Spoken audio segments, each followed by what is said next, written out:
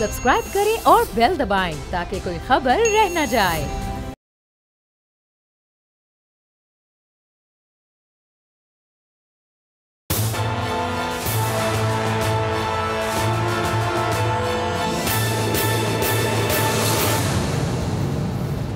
बिस्मिल्लाहिर्रहमानिर्रहीम, अस्सलाम वालेकुम। आप देख रहे हैं प्रोग्राम तज्जिया और मैं हूं आपका मेजबान सलमान मिर्जा।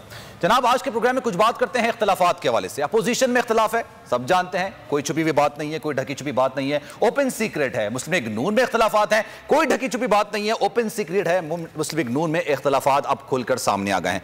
लेकिन क्या हुकूमत में इख्तिलाफात नहीं है? तो इसका जवाब नहीं मैं। जी हां, अपोजिशन में भी इख्तिलाफात के साथ साथ हुकूमत में भी इख्तिलाफात खुलकर सामने आ गए हैं। गुज़िश्ता रोज पार्लिमानी पार्टी का इजलास हुआ। पाकिस्तान तहरीक इंसाफ का 70 लोग तो गायब थे ही, लेकिन जो लोग आए थे उनमें से 22 लोग भी नाराज हो गए, जिसमें परवेज खटक भी शामिल है। उनकी सरबराही में लोग नाराज हुए। कुछ लोग महंगाई का रो ना रो रहे हैं, महंगाई की बातें कर रहे हैं। कुछ लोग कह रहे हैं कि अगले इलेक्शन में टिकट नहीं मिलेगा। कुछ लोग ये कह रहे हैं कि अगर सूरत हाल हुकूमत की कारकर्दगी की यही रही तो फिर हमारी जमानतें भी जब्त हो जाएंगी। ये तो एक मामला है। महंगाई अपने उरूज पर है, पेट्रोल पंप फिर गिराने की बात की जा रही है। दूसरी जानिब वजीर आजम इमरान खान साहब ये बात करते हैं कि चीजों की तलब में इजाफे की वजह से महंगाई की लहर में इजाफा हुआ है। ये चंद दिनों की बात है, खत्म हो जाएगा। लेकिन हमने देखा 3 बजट गुजर चुके हैं, हुकूमत अब मुस्तहकम हो चुकी है। अगर उनकी कारकर्दगी को देखा जाए, अब अवाम को रिलीफ मिलना चाहिए, लेकिन रिलीफ मिलने के बजाय आए दिन कोई ना कोई बम गिराया जाता है। डॉलर तारीख की बुलंद तरीन सतह पर पहुंच गया है, जिसकी वजह से महंगाई का नया तूफान आएगा। और एक्सपेक्टेड है, यह कहा जा रहा है कि रात 12 बजे के बाद पेट्रोल की कीमतों में भी इजाफा हो जाएगा और 1-2 नहीं बल्कि 5 रुपए इजाफा कर दिया जाएगा। तो इस पर अब सिर्फ अवाम की जानिब से नहीं, अपोजिशन की जानिब से नहीं, अब हुकूमत के अंदर से भी आवाजें उठना शुरू हो गई हैं। दो एक और अहम मसले हैं। एक मसला है जनाब इलेक्ट्रिक रिफॉर्म्स का। इलेक्शंस के रिफॉर्म्स कैसे होने चाहिए, किस तरह से होने चाहिए, किस पर बात करनी चाहिए, इस पर कमेटी बनाने की बात की गई। लेकिन अब कमेटी के बजाय इस सारे मामले को पार्लियामेंट के मुश्तरका इजलास में ले जाने की बात की जा रही है। यानी पार्लियामेंट के मुश्तरका इजलास में इस सारे रिफॉर्म्स को लेकर जाया जाएगा और वहां पर मंजूर कराने के बाद इसको नाफिज कर दिया जाएगा। और यह कहा जा रहा है कि अब यही मामला होगा, क्योंकि इसकी जानिब से भी इख्तिलाफात सामने आ रहे हैं। अपोजिशन भी कह रही है, ख्वाजा से भी कह रहे हैं कि कमेटी की बात की गई थी, लेकिन अब आप ये मामला पार्लियामेंट में लेके जा रहे हैं। फिर एक और मामला चेयरमैन नैब के हवाले से है। चेयरमैन नैब की जनाब तैनाती वजीर आजम और अपोजिशन लीडर की मुशावरत के बाद की जाती है। मुझे भी पता है, आपको भी पता होगा, लेकिन अब यह नया मामला सामने आ रहा है कि सिर्फ कंसल्ट करने की बात की जाती है। अब वो कंसल्टेशन जो कि आइन में लिखा हुआ है वो है क्या, उसके लफ्जी मायने क्या है, उसका मफहूम क्या है। कंसल्टेशन तो यह है कि वजीर आजम ने, अगर मैं अपोजिशन लीडर हूं, मुझसे पूछा, मैंने कहा नहीं ये नाम नहीं है, तो उनकी एक बात हो गई कि मैंने कंसल्ट कर लिया, अब हम अपना नाम लगा देंगे। क्या इसका मतलब यह है? क्योंकि हुकूमत के अंदर से तो इसी तरह की बातें सामने आ रही हैं। फिर सदारती ऑर्डिनेंस की बात की जा रही है। सदारती ऑर्डिनेंस के हवाले से हुकूमत का जो बैकग्राउंड है वो माजरत के साथ कुछ मुनासिब नहीं है। इससे सदारती ऑर्डिनेंस की बात की गई, तौसी की बात की गई, हुकूमत को उसमें पसपाई का सामना करना पड़ा। इस सारी सूरत हाल पर मजीद बात करेंगे। मेरे साथ मेरे गेस्ट मौजूद हैं, समी साहब मेरे साथ मौजूद हैं, सिद्दीक साजिद इस वक्त मुझे ज्वाइन कराएं और साबिर शाह साहब ने इस वक्त मुझे ज्वाइन किया। उनसे बहुत आप सबका बहुत शुक्रिया। समी साहब, it's an honour to host your programme.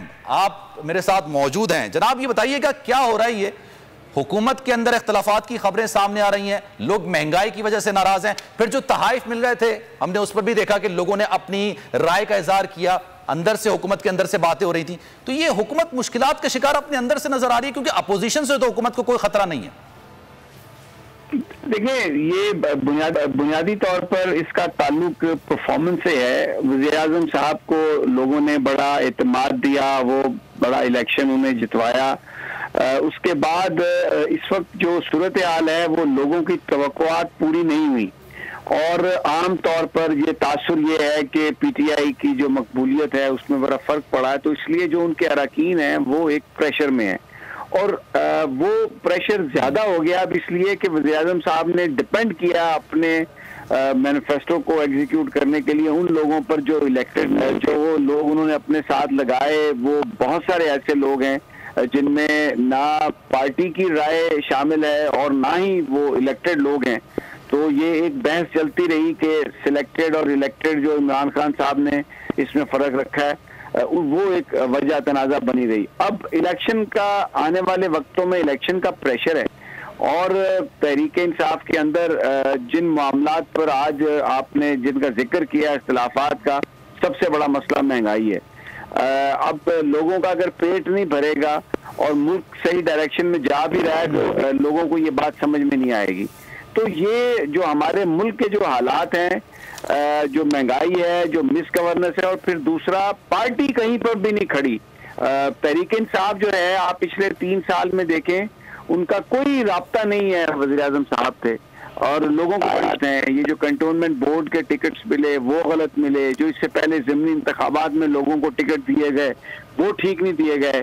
आप देख लें गिलगित बल्तिस्तान में जो वज़ीर आज़म साहब ने जीतने के बाद जिस तरीके से मामला को हैंडल किया, आज़ाद कश्मीर में आप देख लें वहाँ पर कयूम खान न्याजी को वज़ीर आज़म बनाया उन्होंने, और किस फार्मूले के तहत बनाया, कैसे बनाया, वो एक लोग इसलिए अब इलेक्शन में जब जो टाइम नजदीक आ रहा है तो लोग ये समझते हैं कि बड़ी प्रॉब्लम होगी अगर अभी वज़ीर आज़म साहब ने तहरीक इंसाफ के हवाले से लोगों की जो तवक्कुआत हैं अगर उसे किसी हद तक पूरा नहीं किया तो ये इलेक्शन जो है आने वाला वो बहुत प्रॉब्लम का शिकार हो जाएगा, क्योंकि इस वक्त जो महंगाई की वजह से लोग बहुत तंग हैं और हमें यही नजर आ रहा है जो इस वक्त अरकान में बेचैनी है। जी अच्छा, एक सवाल फिर मैं आगे बढ़ूंगा सर, ये जो कि इससे मैं भी मुतासिर होऊंगा, आप भी मुतासिर हो रहे होंगे, बहुत सारे लोग मुतासिर होंगे, वो है महंगाई। महंगाई में होशरुबा इजाफा हो रहा है, 173.50 पैसे का डॉलर हो चुका है। पेट्रोल की कीमत की बात की जाए 123 रुपए, उसमें 5 रुपए मजीद इजाफा हो जाएगा, गालिबन अगर मैं गलत नहीं हूं तो 130 तक पहुंच जाएगा। ये तमाम चीजें अपोजिशन बोल रही है, अवाम बोल रही है। पेट्रोल की कीमत में इजाफा होता है, अवाम दुहाइयां देने लग जाते हैं, अपोजिशन तो इसका रोना रोती ही है, लेकिन अब हुकूमत के अंदर से आवाजें उठ रही हैं। वजीर आजम साहब से जब भी ये सवाल किया जाता है वो कहते हैं कि ऐसी कुछ बात नहीं है, वो महंगाई को सेंस नहीं कर पा रहे हैं या करने की कोशिश नहीं कर रहे हैं, या ये मसला ही नहीं है हुकूमत का। देखिए, जो सबसे बड़ी नाकामी है हुकूमत का काम होता है कि वो जो भी आने वाली सूरत हाल हो उसको असेस करके अगर कोई सूरत हाल खराब हो रही है किसी शोबे में तो उसको प्रिवेंटिव मेजर्स लेती है। सबको पता था कि अमेरिका वहां से निकल रहा है, तो उसके बाद जो तालिबान ही आएंगे वहां पर, और तालिबान की रिकग्निशन इतनी जल्दी नहीं हो सकेगी गवर्नमेंट की, तो डॉलर अब तालिबान को चाहिए होगा, अफगानिस्तान में चाहिए होगा। तो अभी जो डॉलर की प्राइस बढ़ रही है वो डॉलर स्मगल हो रहा है, उसके लिए स्टेट बैंक इंटरवीन करता हुआ नजर नहीं आ रहा, उस स्मगलिंग को कोई रोकता हुआ बंदा नजर नहीं आ रहा, हाथ पे हाथ धरे बैठे हैं, जिससे आप देखें हर चीज की कीमत बढ़ रही है। हुकूमत यहाँ पर हमें इस लिहाज से वो उसका फेलियर नजर आ रहा है कि एक चीज होने वाली थी उसको इन्होंने समझ के एंटिसिपेट करके उसके हवाले से कोई पॉलिसी नहीं बनाई। फिर एक जो बड़ा इशू है लोकल पार्टीज इंस्टीट्यूशंस नहीं कायम किए इन्होंने, हालांकि ये इंतखाबी वादा था, अगर वो हो जाते तो ग्रास रूट लेवल पर लोगों के मसाइल मसलन महंगाई, अगर जिलाई हुकूमतें शहरी मजिस्ट्रेट्स को इख्तियारात दिए जाते, क्योंकि बहुत सारी जो महंगाई है वो थर्ड जो मिडिल मैन है उसने की हुई है, यानी एक जो चीज अशिया की कीमतें बढ़ने से थोड़ी बहुत तो चीजें बढ़ती हैं, क्या एंड प्रोडक्ट में बढ़ती है, इजाफा होता है, लेकिन अभी तो मनमानी को आप जाते हैं, एक चीज 10 रुपए किलो है, शाम में वो 50 रुपए किलो है, कोई पूछने वाला नहीं है, कहीं पे कोई गवर्नेंस नहीं है, पुलिस कल्चर तब्दील नहीं हुआ, थानों में वही है। तो ये चीजें जो है ये इसमें गवर्नमेंट का एक फेलियर है, और अब पार्टी नर्वस है, अरकान नर्वस है, क्योंकि उन्होंने अवाम के पास जाना है, तो क्या जवाब देंगे उन्हें? बिल्कुल।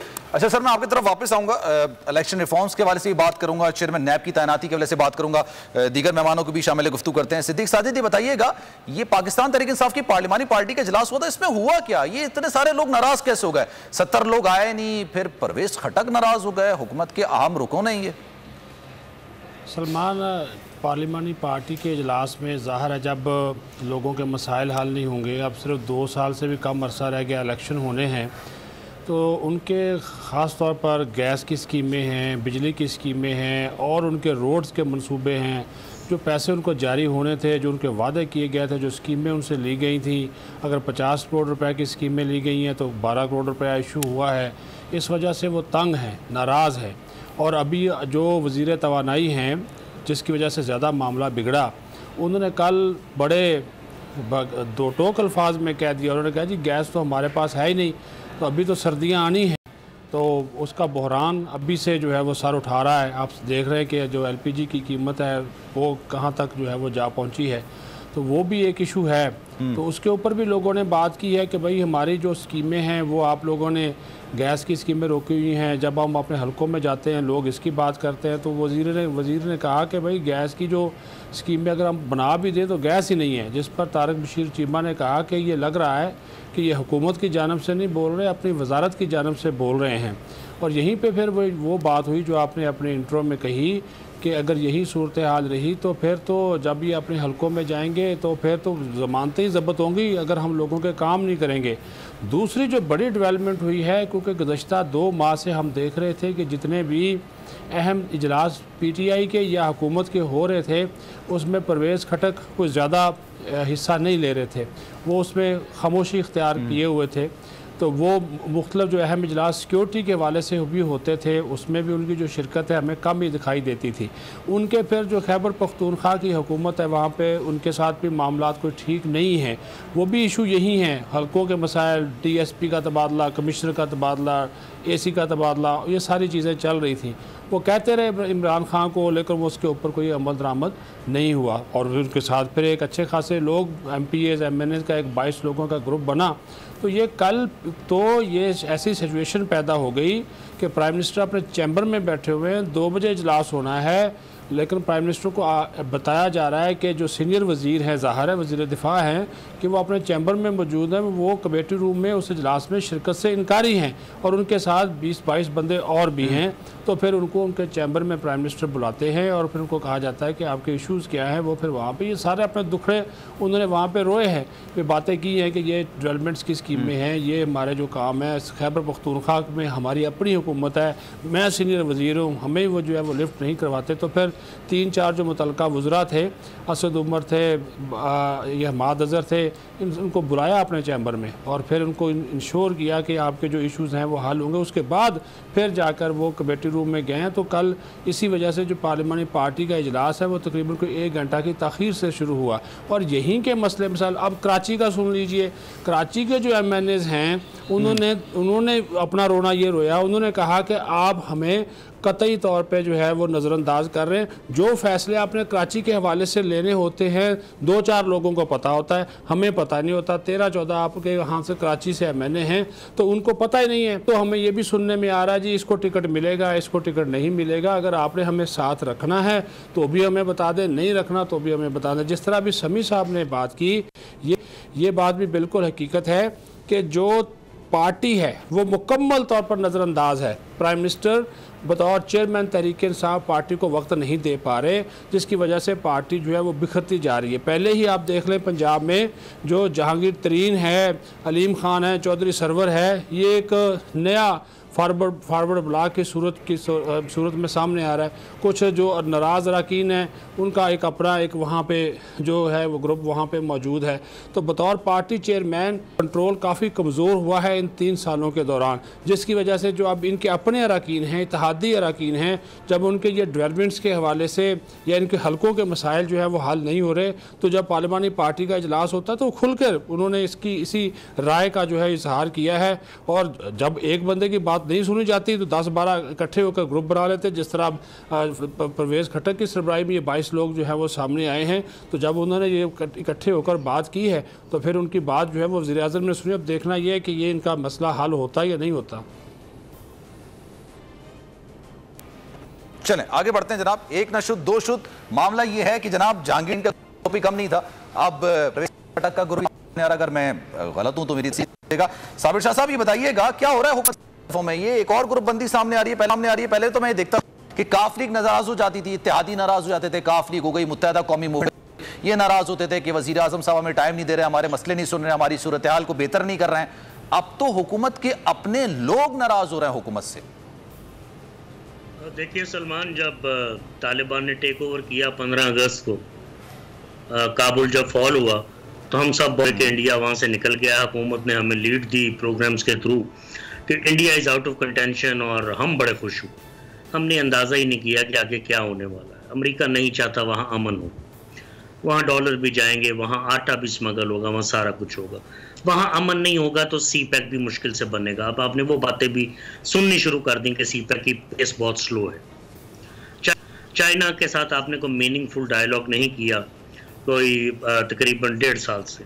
रशिया का आपका आज भी एतमाद का फुकदान है, क्योंकि 1979 में आपने अमेरिका का साथ दिया और रशियन इन्वेजन रोकी अफगानिस्तान में, शायद इसलिए कि कहीं वो हम पे भी कब्जा न कर ले। तो अब आगे महंगाई की बात, मैं ग्रुपिंग पे आता हूँ।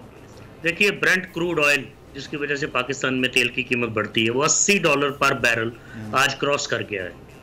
इसका मतलब है कि आज अगर फर्ज कीजिए 2-3 रुपए भी बढ़ाएं या शायद आखिरी दफा कीमतों को बरकरार रखें, शायद पेट्रोल ने 150 रुपए लीटर पे जाना ही जाना है, क्योंकि इंटरनेशनल मार्केट में डिमांड बहुत बढ़ गई। पेट्रोल जब ऊपर जाएगा, आपका करंट अकाउंट डिफिसिट जो है वो आगे बहुत एडवर्स है, उसकी वजह से आपकी इंपोर्ट्स बढ़ रही, तो डॉलर जो है वो 185 रुपए पे उसकी पैरिटी होगी रुपए में। ये सब कुछ आप 15 दिन में देखेंगे। जब ये देखेंगे तो आप तो दालें भी इंपोर्ट कर रहे हैं, तो दालें आपको 400 रुपए किलो के करीब जाती नजर आएंगी। इसी तरह मटन बीफ महंगा होगा, अंडे आपको 300 रुपए दर्जन से ऊपर जाते नजर आएंगे। IMF का प्रेशर है बिजली के बिल बढ़ाएं, वो साथ ये नहीं इनको शायद बताते कि रिकवरी भी करें और चोरों को भी पकड़ें, वो ये काम नहीं करते। लेकिन साबिर साहब, मैं तो पिछले दिनों फवाद चौधरी गालिबन, अगर मैं गलत नहीं कह रहा, तो उनका बयान सुन रहा था, वो तो कह रहे थे कि पाकिस्तान की सूरत हाल बेहतर हो रही है, हम एक्सपोर्ट्स पर ज्यादा काम कर रहे हैं, इंपोर्ट्स पर काम कर रहे हैं। सलमान, इंपोर्ट्स बढ़ रही हैं, एक्सपोर्ट उस तनासब से नहीं बढ़ रही। देखिए ये यहाँ तक भी बातें करते हैं, हुकूमती तर्जुमान ऐसे ही करते हैं ना जी, लोगों को बेवकूफ़ बनाते हैं और हम यकीन करते हैं।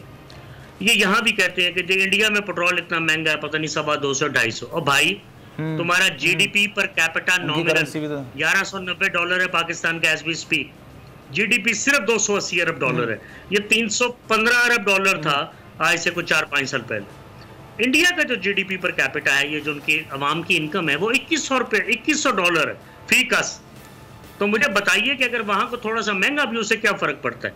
तो हमें बेवकूफ़ बनाने के मुख्तलिफ जराए हैं। हुकूमत ने अपना प्रोपेगेंडा मशीन चलानी होती है। मुस्लिम लीग नून की प्रोपेगेंडा मशीन जरा हल्की हुई है, क्योंकि अंदर उनके बहुत इख्तलाफात हैं, दो नहीं शायद तीसरा ग्रुप भी जो है वो भी पनप रहा है। आपने मरियम की बातें सुन भी ली। हुकूमत के जहाँ तक आप परवेज खट्टर की बात करते हैं कि 22 बंदे उनके साथ हैं। Salman, give me a minute. Hello hello, जी, आपकी आवाज आ रही है। Give me a minute. आप परवेज खट्टर की बात करते हैं कि उनके साथ 22 बंदे हैं, उनका कोई ग्रुप है। आपको ये पता है कि 22 रिपब्लिकन सेनेटर्स ने जो बाइडेन को कहा है कि पाकिस्तान के साथ ताल्लुकात जो हैं वो ख़त्म करें या इनको रिविजिट करें या इनकी कोई इमदाद वगैरह कम करें, उसकी तरफ किसी की तवज्जो नहीं है। वो आपको लग पता जाएगा जब वो साउथ एशिया के ऊपर अपनी नई पॉलिसी देंगे कि यहाँ क्या अब होने वाला है। CPEC तो स्लो होगा सो होगा, अफगानिस्तान में शायद बात कम नहीं होगी और उसकी लहर यहाँ आ सकती है। ये एप्रीहेंशंस हैं और बड़ी लॉजिकल एप्रीहेंशंस हैं। आपने को प्राइम मिनिस्टर साहब से इसके ऊपर बात सुनी है? मैं प्राइम मिनिस्टर की जब बात करता हूं तो मैं एक इंस्टीट्यूशन की बात करता हूं।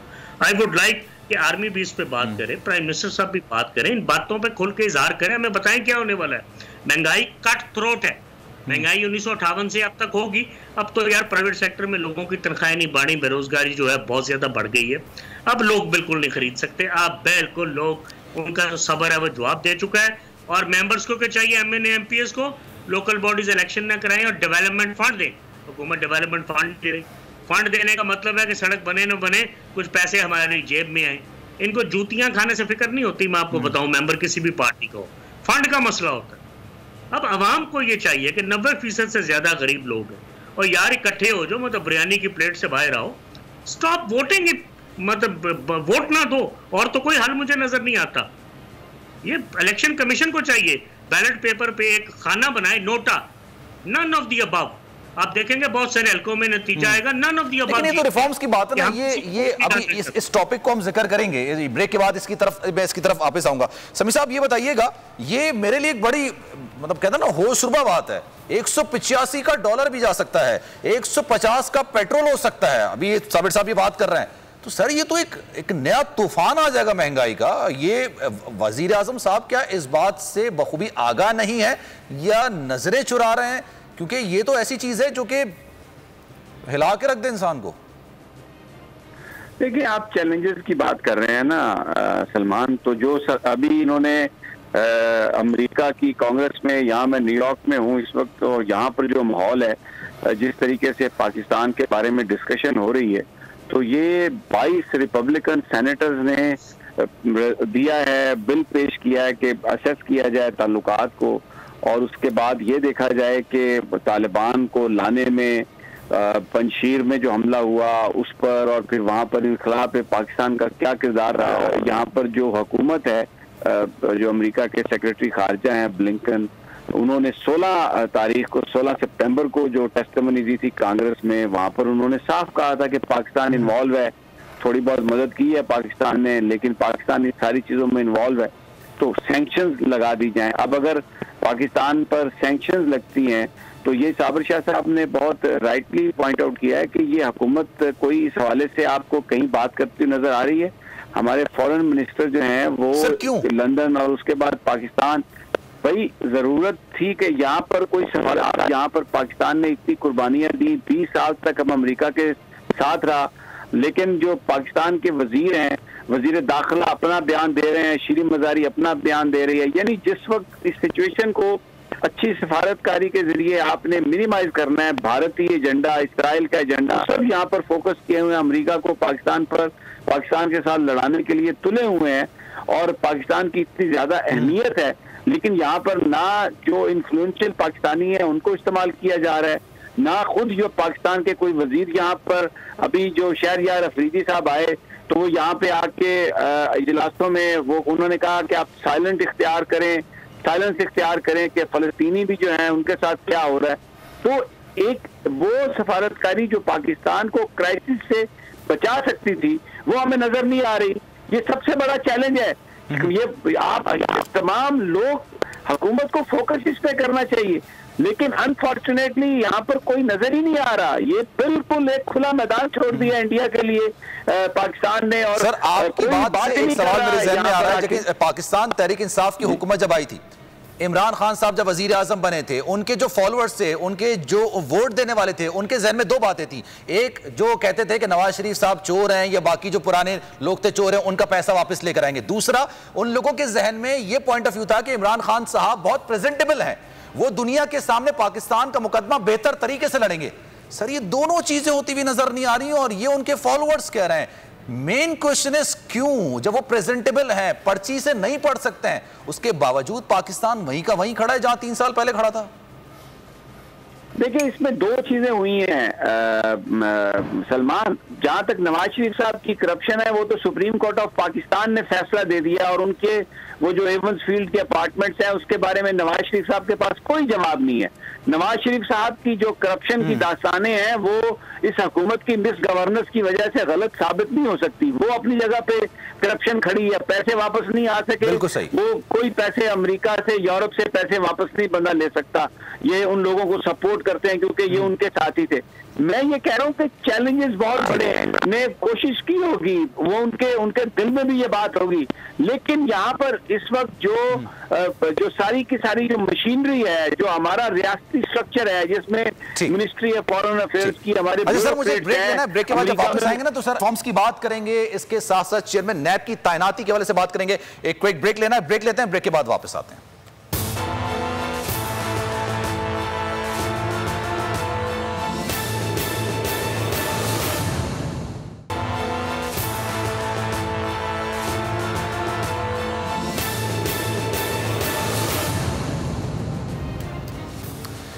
वेलकम बैक नाज़रीन। जनाब हुकूमत को कई महाज पर चैलेंजेस का सामना है, लेकिन क्या हुकूमत को इस बात का इदराक है भी या नहीं, या वो सिर्फ अभी इस वक्त अपोजिशन को टफ टाइम देने पे लगी हुई है। जब भी हम हुकूमत के तर्जुमानों की बात करते हैं, वज़ीर आज़म इमरान खान साहब की बात करते हैं, तो वो वही बात कर रहे होते हैं कि पिछली हुकूमतें चोर थीं, पिछली हुकूमतों ने ये किया जिसकी वजह से आज महंगाई है। लेकिन अगर देखा जाए तो आवाम को भी इस वक्त शदीद परेशानी का सामना है, महंगाई में मुस्तकिल इजाफा हो रहा है।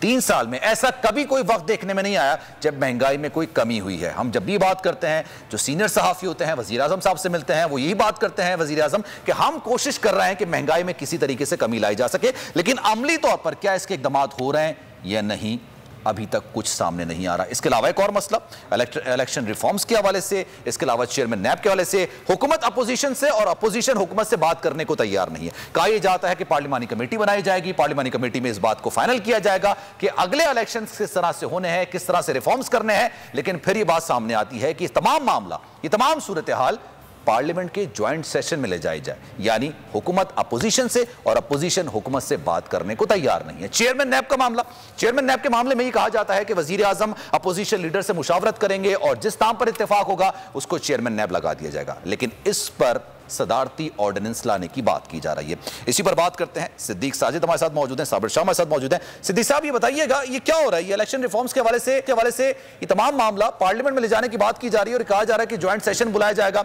और वहां पर ये सारी चीजें की जाएंगी।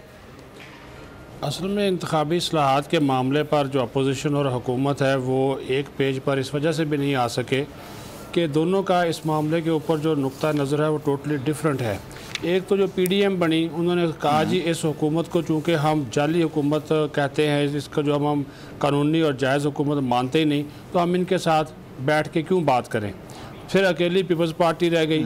पीपल्स पार्टी वाले तो तैयार थे कि एक पार्लिमानी कमेटी जो है वो बन जाए और उस पार्लिमानी कमेटी में जाकर हम बात करें और हुकूमत को बोलें कि अगर आपने इंतखाबी इस्लाहात लानी हैं तो आप तमाम सियासी जमातों के इत्तफाक़ राय से लेकर आएँ।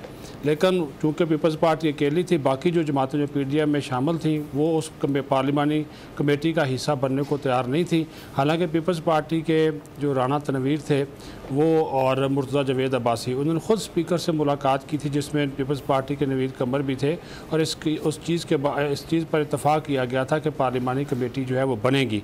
लेकिन अगले ही दिन मौलाना फजलुर रहमान ने एक बयान दिया, वाज़े तौर पर दो टोक अल्फाज में उन्होंने कहा हम इस PDM इस जो पार्लिमानी कमेटी का हिस्सा जो है वो नहीं बनेगी, और शहबाज शरीफ से भी उन्होंने बल्कि वजाहत मांग ली और फिर शहबाज शरीफ को भी पीछे हटना पड़ा ताकि PDM जो पहले टूट फूट का शिकार है वो मज़ीद तकसीम की तरफ ना जाए। एक तो उसकी वजह ये बनी। तो फिर उसके बाद हुकूमत ने जब देखा कि ये नहीं पार्लिमानी कमेटी की जानिब आना चाह रहे तो उन्होंने इंतखाबी इस्लाहात का वो जिसमें EVM भी शामिल है, समुंदर पार पाकिस्तानियों को वोट का हक देने का मामला भी है, वो तहरीक कल उन्होंने अपोजिशन के वाकआउट करने के बाद वो मंजूर करवा ली। अब वो मुश्तरका इजलास में ज़ेर बहस आएगी और इसमें ज़ाहिर है अब वो ये इनका मौक़िफ़ यही है जो मुस्लिम लीग नून है कि इलेक्ट्रॉनिक वोटिंग मशीन को हम नहीं मानते क्योंकि वो उसके ऊपर उसकी शफाफियत के हवाले से उनको तहफ़्फ़ुज़ात हैं। इलेक्शन कमीशन को भी हैं, इलेक्शन कमीशन के एतराज़ात आपके सामने आ चुके हैं इस मामले के ऊपर। हुकूमत और इस मामले के ऊपर भी कल अच्छी खासी तनकीद हुई पार्लिमानी पार्टी के इजलास में, जो तहरीक इंसाफ की पार्लिमानी पार्टी उसमें इलेक्शन कमीशन को और चीफ इलेक्शन कमीशनर को ख़ास तौर पर टारगेट किया गया कि वो भी इसमें जो है वो रुकावट बन रहे हैं और इसके ऊपर भी हुकूमत को एक स्टैंड लेना चाहिए। अब ज़ाहिर है जब ये जॉइंट सेशन होगा तो वहाँ पे अगर उसमें भी अपने अपोजिशन नंबर्स पूरे करने में कामयाब हो जाए, क्योंकि इनकी सेनेट में तादाद ज़्यादा है और नंबर्स वहाँ पे पूरे करने में कामयाब हो जाए तो वहाँ पे भी इसको रोका तो जा सकता है, लेकिन ऐसे अमूमी तौर पे नज़र नहीं आता।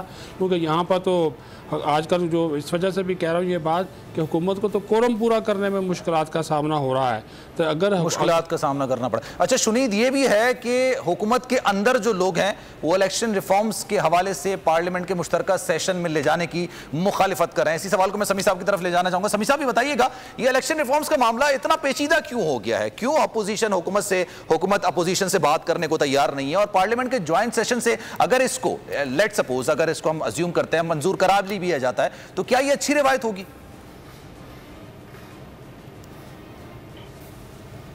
जी ये मुझसे पूछा है समी साहब, मेरी आवाज आ रही है आपको? जी जी सर, आपसे जी आ रही है। मैंने कहा हाँ नहीं, देखें जो इस वक्त दो इश्यूज हैं आपने जिनका जिक्र किया। एक तो ये जो इलेक्शन कमीशन का एतराज है ना, ये को मायने नहीं रखता, इसलिए कि इलेक्शन कमीशन आइन और कानून के तहत जो लेजिस्लेचर जो कानून बना देगा उन्होंने उसके तहत उसमें इलेक्शन करवा देने हैं।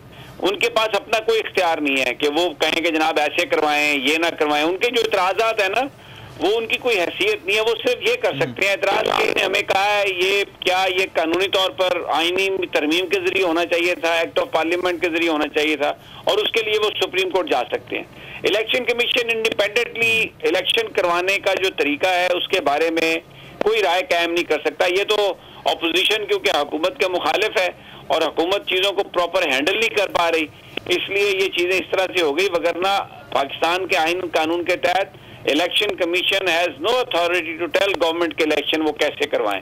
रादर उन पे फर्ज है कि वो इलेक्शन वैसे ही करवाएं जैसा लेजिस्लेचर अगर पार्लियामेंट को यानी वोटिंग मशीन का, तो they are bound to do that. Number one तो ये आसान जबान में कहा जाए तो सर जैसा उनको कहा जाए उनको इम्प्लीमेंटेशन कराना उनका काम है, वो एतराज नहीं कर सकते। बस उनका काम सिर्फ एब्सोल्युटली वो सिर्फ इन्फोर्सर हैं, वो ये कि जी ऐसे करवाएं ये ना करवाएं, ये तो दो नंबरी है, ये इनका कोई काम ही नहीं है, इससे इनका कोई ताल्लुक नहीं है।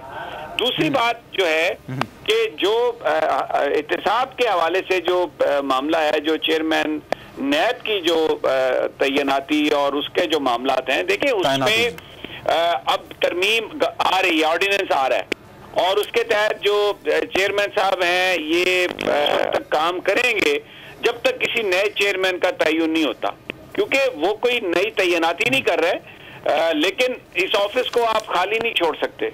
और गवर्नमेंट कानूनी तौर पर, आईनी तौर पर इस बात की मजाज है कि वो ऑर्डिनेंस के जरिए, एक्ट ऑफ पार्लियामेंट के जरिए इसमें कोई रद्द-बदल करे।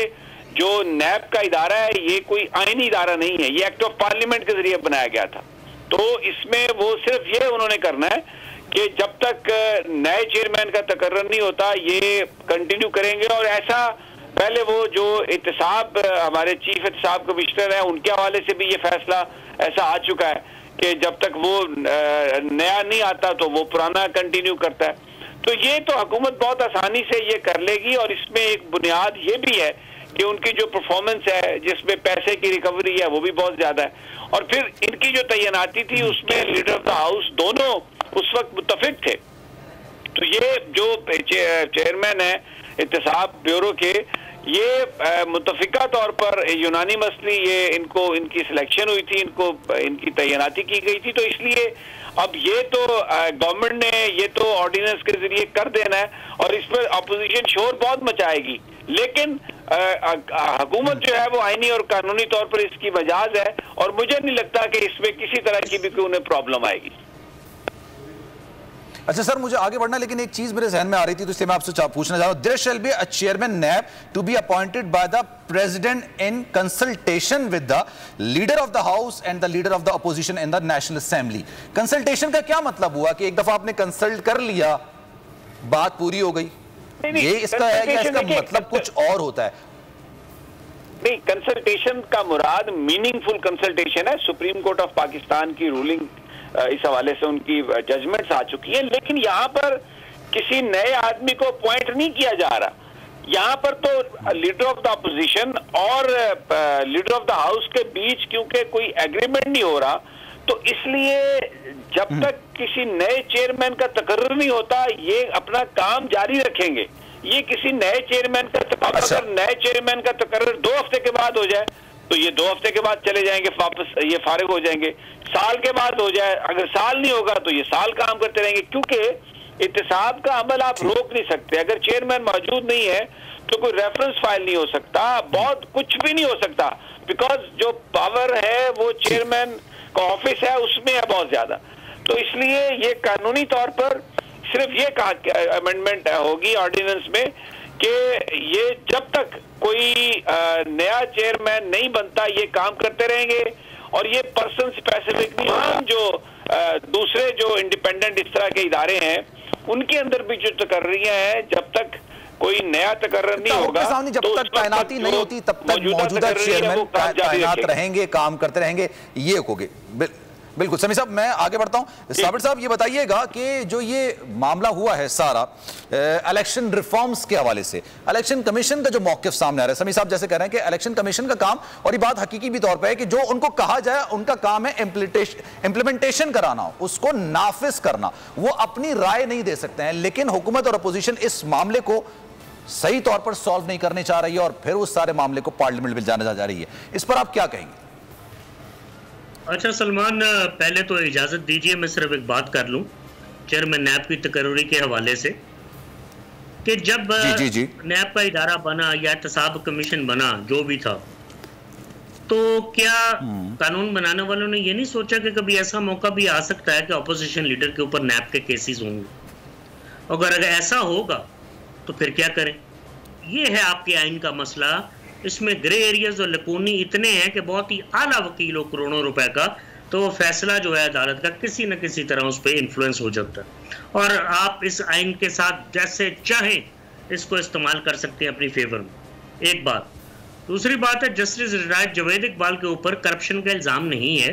हाँ, ये इल्जाम जरूर हैं कि जिन चोरों, डाकुओं और माफियाज के नाम इमरान खान लेते हैं, उनसे 1 रुपया भी रिकवर नहीं हुआ तो मुझे बता दें, 1 रुपया रिकवर नहीं। दूसरा इल्जाम ये है कि अगर सियासी भर्तियां थी और नालायक प्रोसिक्यूटर भर्ती किए गए थे, तो क्या आपने कोई लायक प्रोसिक्यूटर भर्ती किए जो अदालत से बेइज्जती न करवाएं?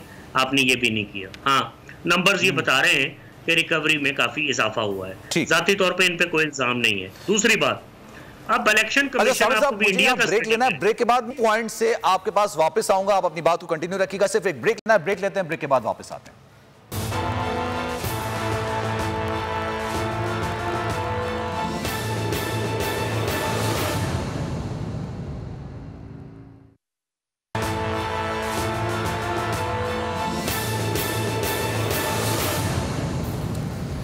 वेलकम बैक नाज़रीन। प्रोग्राम के आखिरी हिस्से में आपको खुशामदीद कहते हैं। वक्त 1 घंटे का बहुत कम होता है, मसाइल बहुत ज़्यादा होते हैं। कोशिश की जाती है कि 1 घंटे में इन तमाम मसाइल को समोया जा सके, इस पर अच्छी बहस की जा सके, सैर हासिल गुफ्तगू की जा सके, लेकिन ऐसा मुमकिन नहीं हो पाता। अभी मरियम नवाज़ की जो गुफ्तगू सामने आई है, उन्होंने ये कहा है कि नून लीग में कुछ ऐसे लोग मौजूद हैं जो हमसे और हम उनसे डरते हैं। ये मामला क्या है, इस पर बात करेंगे, लेकिन इससे पहले साबिर साहब, आप ब्रेक से पहले गुफ्तगू कर रहे थे, मैं चाहूँगा कि पहले आप अपनी बात कंप्लीट कर लें, फिर मैं इस मामले पर आता हूँ। सलमान, मोटी मोटी बात करते हैं, वक्त की कमी है। इंडिया में जिसके हम एग्जांपल देते हैं, apple to apple comparison, 91 crore 20 lakh voter हैं, 67% वोट डालते हैं। सोचिए अगर इतने वोटर यहाँ होते तो यहाँ तो सिस्टम ही उड़ जाता। इलेक्शन कमीशन ऑफ इंडिया इतना पावरफुल है कि सुपरिंटेंडेंस की पावर है, डायरेक्शन है, कंट्रोल है, क्वासी जुडिशियल पावर्स हैं, किसी भी लेवल के अफसर को हटा सकते हैं। और जिस तरह हमारे यहाँ CSS का इम्तिहान होता है, IAS एग्जाम इंडिया में एक सवाल इंडियन इलेक्शन कमीशन की पावर्स के मुतालिक लाजमी आता है। आर्टिकल 324 पढ़ लीजिए, कितना पावरफुल है। वो एक ऑटोनोमस इदारा है। यहाँ इलेक्शन कमीशन को क्या पावरफुल करना है, यहाँ रिश्तेदारों को इलेक्शन कमीशन का चेयरमैन लगा दिया जाता है, दोस्तों को चेयरमैन लगा दिया जाता है। 22 करोड़ लोग हैं, चंद करोड़ लोग वोट डालते हैं, वो भी इनसे कंट्रोल नहीं होते। 1 वोट 1 मैन, काउंटिंग हो, ठीक हो, ओवर स्टफिंग ना हो, और उसके बाद कोई RTS ना बैठे, कोई ये ना हो, कोई वो ना हो। चंद चीजें हैं कि कोई दस्ताने पहने हाथ इसको पकड़ ना ले। मुसीबत ये, अब तो 3 साल में कुछ नहीं किया, तो अब इस हुकूमत ने क्या करना, पिछली ने भी कुछ नहीं किया। तो इंतखाबी इस्तेलाहात जो है, इसकी तो आप जो है ना बात ही करना छोड़ दें। इलेक्ट्रॉनिक वोटिंग अच्छा, भारत और पाकिस्तान का एक मवाजना ये भी है कि पाकिस्तान में, पूरे पाकिस्तान में एक दिन में इलेक्शन होता है, एक ही दिन होता है, 9 से 5 का टाइम होता है, और उसी में आपने इलेक्शंस करने होते हैं पूरे पाकिस्तान में। भारत में ऐसा नहीं होता है, एक ही दिन में इलेक्शंस नहीं होते। उनके मुख्तलिफ स्टेट्स में अलग अलग दिनों में पूरा तकरीबन महीने भर का प्रोसेस चलता है उनका इलेक्शंस का। सलमान साहब, उधर 91 करोड़ 20 लाख एलिजिबल वोटर्स हैं, 67% वोट करते हैं। तो आपके लिए एक दिन काफी है, आप ईमानदारी से करके तो देखें। आपको कहा आप इलेक्ट्रॉनिक वोटिंग मशीन इंडिया में राइज है, लेकिन 1982 के बाद उसके पायलट प्रोजेक्ट होते रहे। यहाँ 12-14 बाई इलेक्शन हुए हैं, पायलट प्रोजेक्ट क्यों नहीं किया? आप सीरियस थे तो ऑर्डिनेंस लेके आते। नहीं किया। यहाँ लोकल बॉडीज के इलेक्शन, इसके टेंट बोर्ड के इलेक्शन हुए हैं, आप सीरियस थे तो पायलट प्रोजेक्ट क्यों नहीं किया आपने? किसी ने तो करना है ना। तो ये कहानियां जो है ना चिड़ियों की और परिंदों की, ये मेरी समझ में नहीं आती। और दूसरा सवाल मैं आपका गालिबन सुन नहीं सका, माफी चाहता हूं, बताइए। आगे बढ़ते हैं, चिड़ियों और परिंदों की कहानी से आगे निकलते हैं। समी साहब ये बताइएगा, ये मरियम नवाज ने क्या शोषा छोड़ा है, मुझे ये समझ नहीं आया। नून लीग में ऐसे कौन से लोग हैं जिनसे वो डरती हैं और वो उनसे डरते? अच्छा, समी साहब की तरफ में वापस आऊंगा। सिद्दीक साहब ये बताइएगा कि कौन से लोग हैं? देखिए, अब वो जो बातें हो रही हैं इख्तिलाफात की, मतलब कौन से लोग हैं, लेकिन एक सफबंदी हुई है शहबाज साहब और नवाज साहब के बीच में, और भी लोग बीच में इस वक्त अपनी राय बना रहे होंगे। तो ये एक चीज से हमें लगता है कि अब कहीं ना कहीं सियासतदानों को ये लग रहा है कि इलेक्शन जो है वो दूर नहीं है, नजदीक है, इसलिए हर तरफ अपनी सफबंदी हो रही है। और ये सारे मामला तभी आप देखेंगे, ये बड़े ग्रुप टूटेंगे, पार्टियां टूटेंगी, और ये बीच में से बहुत सारे लोग नए निकलेंगे, क्योंकि जब पर मसाइल बहुत ज्यादा है, वसाइल है नहीं है, मामला हल होने वाला नहीं है, तो ये आप देखेंगे अभी बहुत सारे ग्रुप्स बनेंगे। और अब वो जो एक जमहूरियत का जो हुस्न है, जो गरीब आदमी को, स्टेक होल्डर्स को नजर नहीं आता, वो हुस्न सिर्फ जो मेन प्लेयर जो बीच में इलेक्शन लड़ने वाले या लड़ाने वाले हैं उन्हीं को नजर आता है। वो अब इस हुस्न से बहुत लुत्फानंदोज होंगे और आप देखिएगा ये बहुत ग्रुप बनेंगे, बहुत पार्टियां बनेंगी सलमान। अच्छा, एक चीज और सर आपसे पूछना चाहूंगा, मजेदार जवाब आपने दिया है। ये बताइएगा सर, ये नवाज शरीफ की परमिशन के बाद ही, परमिशन तो नहीं कह सकता मैं, लेकिन यही बात आप कह सकते हैं कि जाहिर सी बात है उन्होंने कहा था कि हम एक्सटेंशन के मामले पर राजी हैं। मैं इस मरीम नवाज ने कहा मैं उस गुनाह में शामिल नहीं थी। वो पहले शहबाज शरीफ से इख्तलाफ रखती थी, अब अपने वालिद से भी इख्तलाफ रखने रखी है। नहीं, ये बड़ा वो नवाज शरीफ साहब जो है ना, देखिए उन्होंने मरियम को लॉन्च किया है एक जो पॉपुलर सेंटिमेंट है ना उसको कैश करने के लिए। वो प्रेशर रखे हुए हैं शहबाज शरीफ पर मरियम की सूरत में कि जो हाकिश लोग हैं, जहां पर लोग जो एस्टेब्लिशमेंट को के बारे में बात करते हैं वो मरियम के उनके पीछे लगे रहें और जो मफामत वाले लोग हैं वो शहबाज साहब के साथ चले जाएंगे, लेकिन फिर टिकट देने का फैसला नवाज शरीफ साहब खुद करेंगे। मरियम साहबा जलसे में जाएंगी, वहां पर पंजाब में वो पॉपुलर फिगर है। तो ये बहुत एक इंटेलिजेंट मूव है on part of Nawaz Sharif कि वो उन्होंने एक तरफ से इख्तियार दिया है शहबाज को कि जाएं आप एस्टेब्लिशमेंट से बात करें और बिल्कुल आप काम को इज्जत दो का नारा लगाया। दूसरी जानिब मरियम को उन्होंने कहा कि तुम बिल्कुल खुल के बात करो और ये जो पूरा पार्टी वर्कर है उसको अपने साथ रखो। तो ये at the end of the day ये जो सेटअप है इसका फायदा नवाज शरीफ को ही होगा। चलें ठीक है, सिद्दीक साहब ये बताइएगा, ये जो डर का फैक्टर है इस पूरे जुमले में मरियम नवाज का, ये डर का फैक्टर किस चीज का है? पार्टी छोड़ने का है या किसी और मामले का? आप समझ गए होंगे। जी जी, ये जो समी साहब ने बात की है ना कि ग्रुप्स बनेंगे और शेख रशीद भी कह रहा है कि हो सकता है मीम भी आ जाए, तो राना सनाउल्लाह के भी आज उन्होंने कोई कहा कि आज और शुक्र है वो मुस्करा रहे हैं एक बात, उनके हवाले से फिर ख्वाजा आसफ जैसे जो लोग हैं, राजा फ़ारूक हैदर जैसे जो लोग हैं जो कि खुल के बात करते हैं पार्टी के अंदर जब इनके इश्यूज़ होते हैं और इनका एक नुक्ता नज़र है, ख्वाजा साद रफ़ीक जैसा जो लोग हैं वो बात करते हैं। वो तो ज़ाहिर है अपने जो उनका सियासी तजर्बा है वो मरियम औरंगज़ेब से और मरियम नवाज से कहीं जो है वो ज़्यादा है, तो उसी वजह से उनकी वो बात कर रही है। लेकिन जो समी साहब ने बात की, बात बिल्कुल ठीक है कि एक तरफ प्रेशर रखा हुआ है और ये रहेगा जब तक ये आइंदा आम इंतखाबात जो है वो नहीं हो जाते, और दूसरी तरफ मफामत वाला काम भी है। वो जब भी शहबाज शरीफ साहब यहाँ पर आते हैं ना तो काफ़ी लोगों से मिलते हैं और उनको वो यही जो पट्टी है वो पढ़ाई जाती है कि मफामत, क्योंकि मरियम नवाज़ ने एक बात कही, वो उन्होंने कहा एक ये जो आजकल कन्वेंशन हो रहे हैं जिससे नवाज शरीफ भी वीडियो लिंक के जरिए रोज़ाना की बुनियाद पर ख़िताब करते हैं, मरियम नवाज़ ने एक बात की, उन्होंने कहा जी कि अगर ये वोट को इज़्ज़त दो और काम को इज़्ज़त दो वाला बयानिया दोनों मिल जाएं तो मुस्लिम लीग नून से ज़्यादा अच्छी कोई जमात जो है वो है ही नहीं। तो इसका मतलब यह है कि इसमें अभी इख्तिलाफ राय जो है मौजूद है, दोनों मिल नहीं सकते, दोनों इकट्ठे चल नहीं सकते, लेकिन वो प्रेशर ग्रुप के तौर पर उनको आगे रखा हुआ है। चलें, प्रेशर के तौर पर उनको प्रेशर बना के रखा हुआ है। सर मेरे पास टाइम की बहुत किल्लत है, साबिर साहब आप क्या तज्जिया? बस इतनी बात है कि अगर दोबारा कभी मुस्तकबिल में किसी आर्मी चीफ को एक्सटेंशन देने का मौका आएगा, मियां नवाज शरीफ एक्सटेंशन देंगे, मरियम मुस्कुराएंगी और तालियां बजाएंगी। जब कभी मिलिट्री कोर्ट्स को एस्टैब्लिश करने का मामला आएगा, मियां नवाज शरीफ के आदमी सबसे पहले आर्मी चीफ के नाश्ते पे पहुंचेंगे, फिक्र न करें, यहाँ किसी की जरूरत नहीं है। दूसरी बात, नवाज शरीफ का है, वोट नवाज शरीफ का है, लेकिन हालात कुछ ऐसा पलटा खा गए हैं कि मियां शहबाज शरीफ और हमजा शहबाज शरीफ की अहमियत पार्टी के अंदर बहुत ज्यादा बढ़ चुकी है और उन इदारों में बहुत ज्यादा आपका टाइम की किल्लत थी, इस वजह से मुझे आपको कतई कलामी के लिए माफी चाहता हूं। साबिर शाह साहब मेरे साथ मौजूद है, सिद्दीक साहब मेरे साथ मौजूद है, समी साहब हमारे साथ मौजूद है, बहुत शुक्रिया आपका। तमाम मामला अपनी जगह पे, लेकिन हुकूमत को एक चीज सोचनी चाहिए, अपोजिशन के साथ आप बात करें ना करें यह आपका मामला है, लेकिन आवाम के साथ जरूर बात करें। और आवाम का एक मुतालबा यह है कि महंगाई को कम किया जाए। डॉलर 197 पर 173 तक जा रहा है, पेट्रोल 150 पर जाने वाला है। कुछ होश के नाखून लेने की जरूरत है, क्योंकि आम आदमी का एक सवाल है कि किसी ने चोरी की है नहीं की, उससे कोई फर्क नहीं पड़ता, लेकिन उनको अपने बच्चों के लिए 2 वक्त की रोटी कमाने का मौका फराहम किया जाए और इतना मौका फराहम किया जाए कि वो अपने बच्चों का पेट पाल सके। सलमान मिर्जा को दीजिए इजाजत, इंशाल्लाह अगले प्रोग्राम में आपसे फिर मुलाकात होगी। ख्याल रखिएगा अपना, अल्लाह हाफिज।